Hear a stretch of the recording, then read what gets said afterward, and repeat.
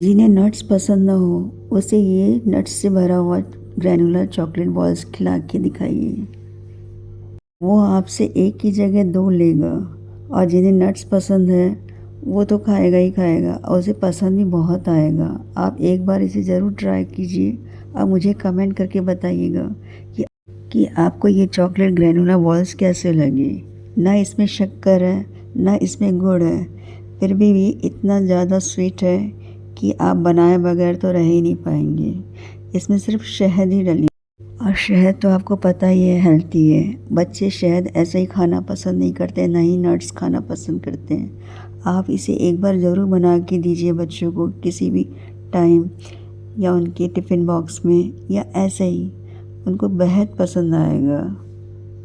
इस रेसिपी में कोई मेज़रमेंट नहीं है, फिर भी मैं आपको अपने हिसाब से बता रही हूँ। यहाँ मैंने एक कटोरी काजू लिया है। काजू को अच्छे से रोस्ट कर लेने का। अगर आपके पास माइक्रोवेव है तो आप माइक्रोवेव में रोस्ट कर लीजिए। रोस्ट उतना कीजिए जब तक वो क्रंची हो जाए। उसी तरह से यहाँ मैंने मेलन सीड्स और पम्पकिन सीड्स लिए हैं। पम्पकिन सीड यहाँ मैंने 2 टेबलस्पून लिए हैं। उससे भी स्लो फ्लेम में ही सारी चीज़ें आप स्लो फ्लेम में ही रोस्ट कीजिए। ज़्यादा तेज़ में करेंगी तो वो जल जाएंगी। जैसे ही वो चटकने लगे और फूलने लगे उसे निकाल दीजिए।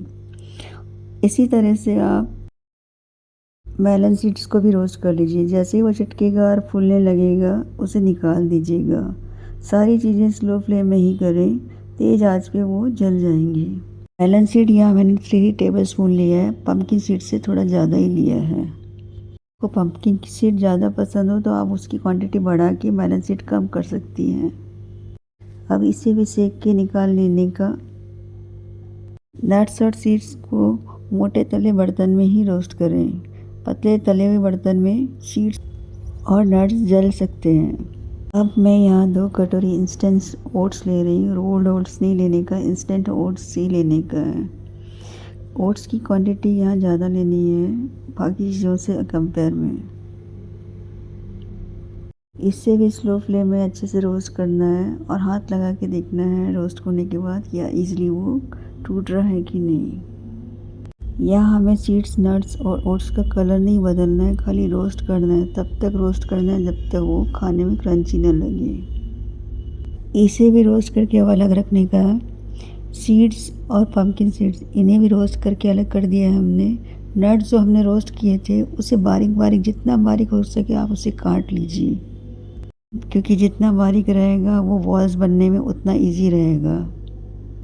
अब स्लो फ्लेम में इसी कढ़ाई में 2 से 2.5 टेबलस्पून मैंने यहाँ सॉल्टेड बटर लिया है। जैसे ही बटर मेल्ट होगा, या मैंने आधा कप या आधे से भी कम आप ले सकते हैं अपने इंग्रेडिएंट के हिसाब से, शहद लिया है। शहद को मिक्स करें अच्छे से। जैसे ही शहद बॉयल होगा उसमें आधा टीस्पून वनीला एसेंस डाल लें। आपको वनीला एसेंस ना पसंद हो तो आप यहाँ पे इलायची पाउडर भी डाल सकते हैं, ½ टीस्पून। सारा प्रोसीजर स्लो फ्लेम में ही करना है। एसेंस को डाल के अच्छे से मिक्स करने का। यहाँ एसेंस और इलायची फ्लेवर अगर आपको डालना है वो सिर्फ फ्लेवर के लिए। आपको दोनों पसंद हो तो आप दोनों स्किप कर सकते हैं। अब हमने जो रोस्ट करके रखा था वो धीरे धीरे करके इसमें डालने का सारी चीज़ें। ये रोल ओट्स डाला, ऊपर से मैंने बारीक कटा हुआ काजू और सीड्स जो रोस्ट करके रखे थे वो भी डाला। यहाँ पर किशमिश अगर आपको डालना है तो डालें, पर किशमिश को रोस्ट मत कीजिएगा। किशमिश बड़ी हो तो उसे बारीक बारीक काट लीजिए। यहाँ मैंने बादाम डाला है। आप जितना ज़्यादा बारीक काटेंगे बॉल्स आपके उतनी ज़्यादा अच्छे बनेंगे। यहाँ मैंने किशमिश डाली थोड़ी सी बारीक कटी हुई। किशमिश को रोस्ट ना कीजिएगा, नहीं तो वो चिपक जाएगी, इसलिए ऊपर से अलग से डालने का जब सारी चीज़ें डालेंगे उसके साथ। आप चाहें तो यहाँ क्रैनबेरी भी डाल सकते हैं, मैंने सिर्फ किशमिश डाली है। किशमिश की क्वांटिटी आप अपने हिसाब से डालिएगा। ये मैंने पम्पकिन सीड डाला है। आपको काली किशमिश डालनी है वो भी आप डाल सकते हैं। क्रैनबेरी आपको जो पसंद हो, सीड्स या नट्स डाल सकते हैं। बस सारी चीज़ों को बारीक ही काटें। जितना बारीक काटेंगे उतना अच्छा और इजी तरीके से बॉल बनेगा। अब सारी चीज़ों को अच्छे से मिक्स करने का, गैस को ऑफ करने का। अच्छे से मिक्स करने के बाद इसे अब इसे दूसरे बाउल में ट्रांसफ़र करके ठंडा करने के लिए रखेंगे।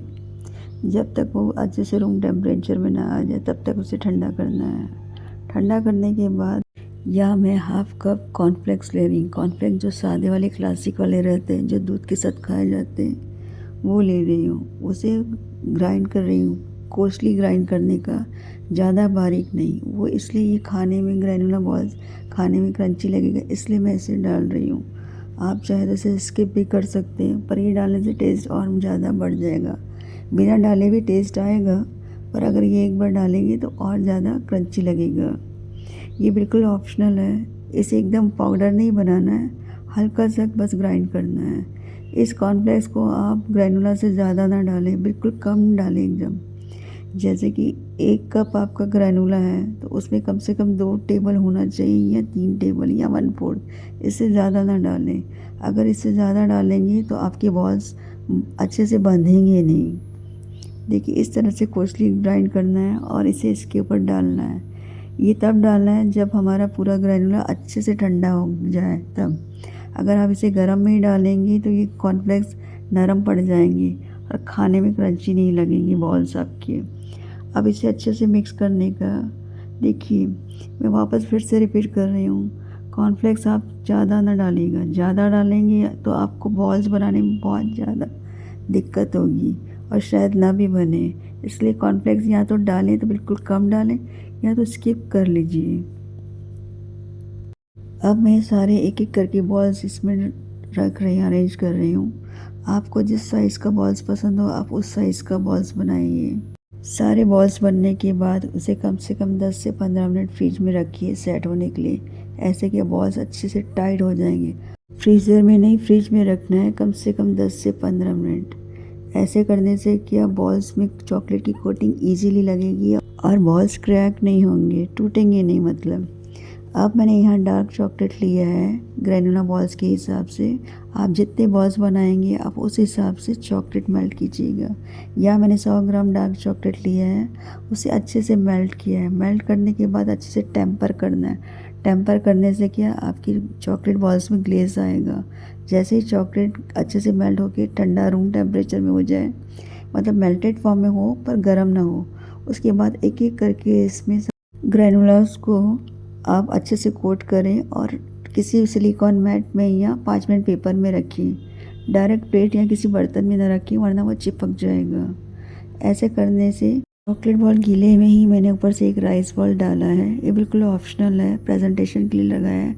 उसके बाद सारे चॉकलेट बॉल्स को चॉकलेट से कोट करने के बाद फ्रिज में रखिए जब तक अच्छे से सेट ना हो जाए। उसके बाद कट करके देखिए आप।